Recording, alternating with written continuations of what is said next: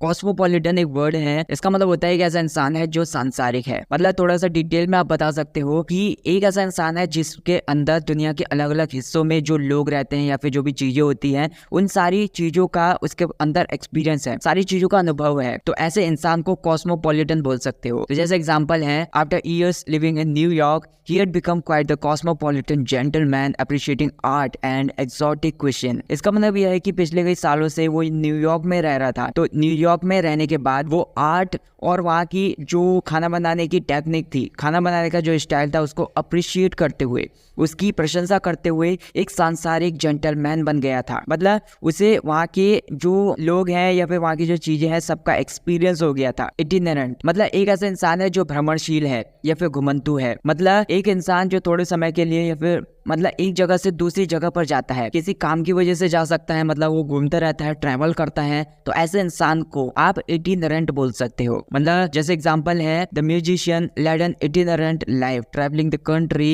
And performing in different towns. इसका मतलब यह है कि एक म्यूजिशियन एक ऐसी जिंदगी जी रहा है या फिर एक ऐसी जिंदगी को स्पेंड कर रहा है कि उसको अलग अलग जगहों पर जाना पड़ता है, अलग अलग जगहों पर ट्रैवल करना पड़ता है, अलग अलग जगहों पर घूमना पड़ता है, क्योंकि वो एक म्यूजिशियन है। अलग अलग जगहों पर उसे जाकर परफॉर्म करना पड़ता है। तो उसने पूरे देश में घूमा और अलग अलग जगहों पर, अलग अलग शहरों में उसने परफॉर्म किया। डिसलोकेशन एक वर्ड है, इसका मतलब होता है अव्यवस्था। मतलब एक ऐसी स्थिति जिसमें किसी चीज का जो सिस्टम होता है, उसकी जो प्रोसेस होती है, वो पूरी तरह से डिस्टर्ब हो जाती है, वो बिल्कुल अलग ही महसूस करता है, मतलब वो डिस्टर्ब हो जाती है, तो उसको रोक दिया जाता है। तो जैसे एग्जांपल है, moving to new country can cause a sense of dislocation as you adopt to a new culture. इसका मतलब ये है कि एक नई कंट्री में मूव होना, एक नई कंट्री में जाकर शिफ्ट हो जाना परेशानी पैदा कर सकता है। मतलब नई कंट्री में आप जाओगे तो वहाँ एक अव्यवस्था वाली फीलिंग आपको पैदा हो सकती है आपके लिए। आपका जो जिंदगी जीने का तरीका है वो वहाँ पर जाके बदल सकता है, या फिर वहाँ के लोग हैं वो अलग तरीके से जिंदगी जी रहे हैं, वहाँ पे जो चीजें हैं बिल्कुल अलग ही मिलेंगी आपको। तो आपकी जो जिंदगी जीने का तरीका है वो बदल जाएगा, वो डिस्टर्ब हो जाएगा, क्योंकि आप दूसरे देश में जाकर एक नए कल्चर को अडॉप्ट कर लेते हो, एक नए कल्चर को अपना लेते हो। क्वेरुलस एक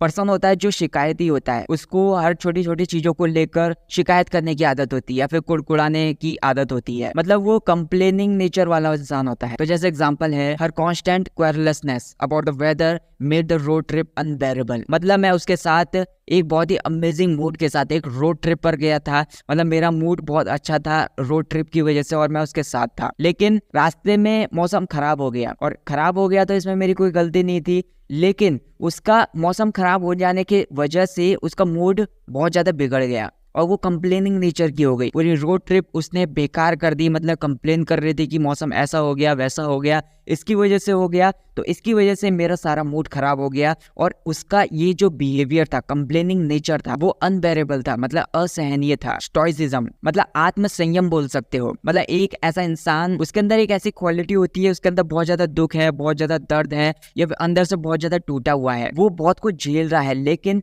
अपनी जो कुछ भी वो झेल रहा है, अपने दर्द को, अपने दुख को, वो किसी के सामने एक्सप्रेस नहीं करता है। तो ऐसी क्वालिटी को आप स्टोइसिज्म बोल सकते हो। जैसे एग्जांपल है, despite losing his job he maintained a stoic demeanour focusing on finding new opportunities. इसका मतलब यह है कि अपनी नौकरी को खो देने के बाद, अपनी नौकरी से हाथ गंवा देने के बाद उसके अंदर बहुत ज्यादा दुख भरा हुआ था, लेकिन अंदर से बहुत ज्यादा टूटा हुआ था। तो इसके बाद भी उसने नए अपॉर्चुनिटीज को, नए अवसर को ढूंढने में कोई कसर नहीं छोड़ी, उस पर फोकस करते हुए आत्म संयम वाला एक आचरण बना के रखा। मतलब उसके अंदर दुख था, अंदर से टूटा हुआ था, लेकिन उस दर्द को, उस दुख को उसने किसी के सामने एक्सप्रेस नहीं किया। सेरेंडिपिटी मतलब संयोग बोल सकते हो। मतलब अचानक से या फिर संयोगवश या फिर जैसे बाय लक कोई चीज हो जाती है, कोई चीज घटित हो जाती है, तो उस सेंस में इसका यूज कर सकते हैं। Finding a $20 bill on the sidewalk was a serendipitous stroke of luck that brightened a day. इसका मतलब ये है कि फुटपाथ पर वो चल रही थी, साइड वॉक पर वो चल रही थी, तो वहां पर उसे चलते चलते $20 का एक नोट मिल गया।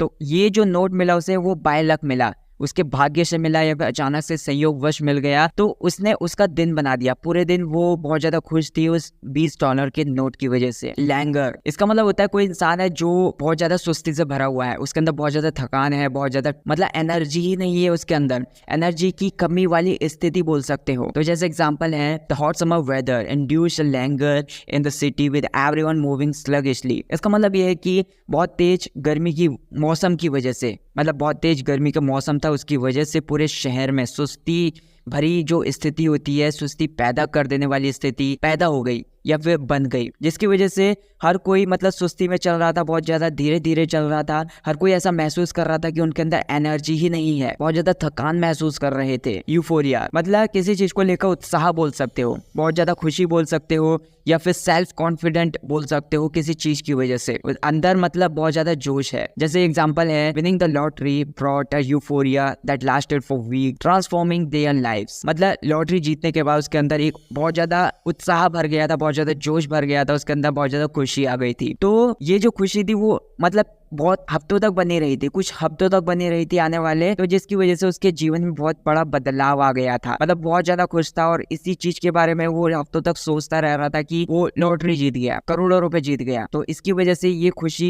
हफ्तों तक चलती रही उसकी। पॉइग्नेंट मतलब करुणाजनक आप बोल सकते हो, मतलब थोड़ा सा डिटेल से आप जान सकते हो। मतलब कोई चीज है या फिर कोई पर्सन है जिसके अंदर बहुत ज्यादा उदासी भरी हुई है, बहुत ज्यादा उसके अंदर दया भरी हुई है किसी पर्सन को लेकर या फिर किसी चीज को लेकर। The old soldiers stories of war were poignant, reminding everyone of the sacrifices made for freedom। इसका मतलब यह है कि एक बूढ़ा जवान था, एक बूढ़ा सैनिक था, तो उसकी युद्ध की कहानियां बहुत ज्यादा दुख से भरी हुई थी, बहुत ज्यादा उदासी से भरी हुई थी, बहुत ज्यादा इमोशनल थी। मतलब जो भी फ्रीडम फाइटर्स थे या फिर जो भी थे उस लड़ाई में, तो उन सभी को आजादी के लिए दिए गए बलिदानों की वजह से, उनके जो सेक्रीफाइसेस थे उनको याद दिला रही थी ये जो स्टोरीज थी, उसकी इमोशनल स्टोरीज थी। एमिग्रेंट मतलब एक इंसान है जो अपनी कंट्री को छोड़कर दूसरी कंट्री में सेटल होने के लिए रहने लग जाता है, तो ऐसे इंसान को एमिग्रेंट बोल सकते हो। तो जैसे एग्जांपल है, the Irish potato famine led to a mass exodus of emigrants seeking a better life in America. इसका मतलब यह है कि आयरिश आलू के जो अकाल हो गया था अमेरिका में,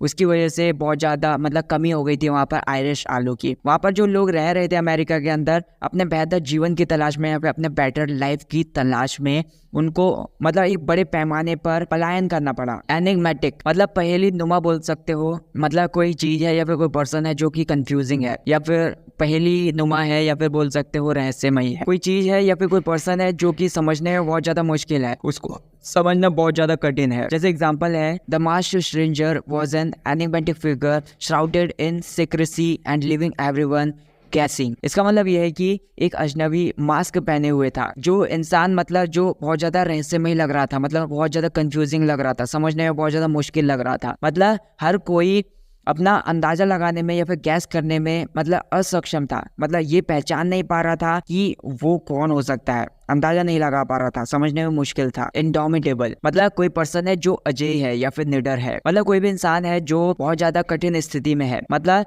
एक ऐसी स्थिति को फेस कर रहा है जिसमें बहुत ज्यादा मुश्किलों में या फिर परेशानियों से घिरा हुआ है, तो उस टाइम पर भी वो हार नहीं मानता है या फिर उस टाइम पर भी वो निडर रहता है, तो ऐसे इंसान को इंडोमिटेबल बोल सकते हो। जैसे एग्जाम्पल है, despite repeated failures she possessed an indomitable spirit that kept her pushing forward। इसका मतलब ये है कि बार बार असफल होने के बाद भी, बार बार फेलियर्स को फेस करने के बाद भी उसके अंदर बहुत ज्यादा डर भरी भावनाएं नहीं थी, मतलब वो हार नहीं मान रहा था या फिर हार मानने वाली भावनाएं नहीं थी उसके अंदर, जिसने उसको आगे बढ़ने के लिए इंस्पायर किया। एरुडाइट मतलब कोई इंसान है जो विद्वान है, मतलब किसी चीज के बारे में बहुत ज्यादा नॉलेज है उसके अंदर, या फिर वो बहुत ज्यादा नॉलेज लेता है किसी चीज के बारे में या फिर नॉलेज देता है, दोनों सेंस में इसका यूज किया जा सकता है। एरुडाइट मतलब कोई विद्वान बोल सकते हो, मतलब एक ऐसा पर्सन है जिसके अंदर किसी चीज के बारे में बहुत ज्यादा नॉलेज है, तो वो नॉलेज लेता है या फिर नॉलेज देता है, दोनों सेंस में इसका यूज किया जा सकता है। मतलब विद्या प्राप्त करना या फिर विद्या देना, दोनों सेंस में एरुडाइट बोल सकते हो। जैसे एग्जांपल है, the professors erudite lecture captivated the audience with its depth and insight. मतलब प्रोफेसर के बहुत ज्यादा उसके अंदर ज्ञान था या फिर बहुत ज्यादा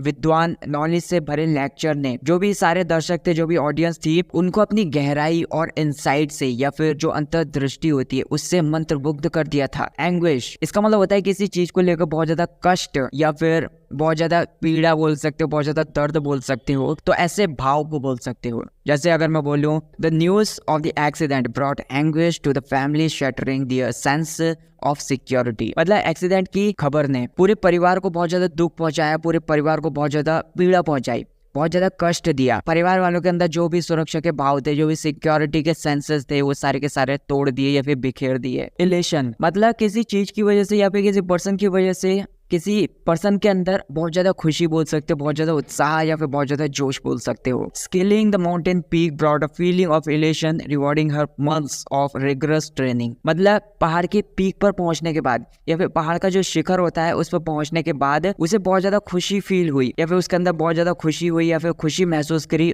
अपने दिल के अंदर, क्योंकि वो पिछले कुछ महीनों से बहुत ज्यादा प्रैक्टिस कर रहा था, बहुत ज्यादा ट्रेनिंग ले रहा था और बहुत ज्यादा कड़ी मेहनत का उसे फल मिला और इसी की वजह से उसके अंदर बहुत ज्यादा खुशी महसूस हुई। So that's it guys for this video. I hope आपको ये वीडियो पसंद आई होगी। गाइस मैं चाहता हूँ कि आप अपने वर्ड्स को मुझे कमेंट करके बताइए, मैं उन वर्ड्स को अपनी नेक्स्ट वीडियो में लेकर उनके ऊपर रियल लाइफ से रिलेटेड एग्जांपल्स के साथ आपको समझाऊंगा। तो मेरे को कमेंट करके जरूर बताइए। अगर आपको ये वीडियो पसंद आई है तो वीडियो को लाइक कर देना, चैनल को सब्सक्राइब कर लेना। Thank you so much for watching this video.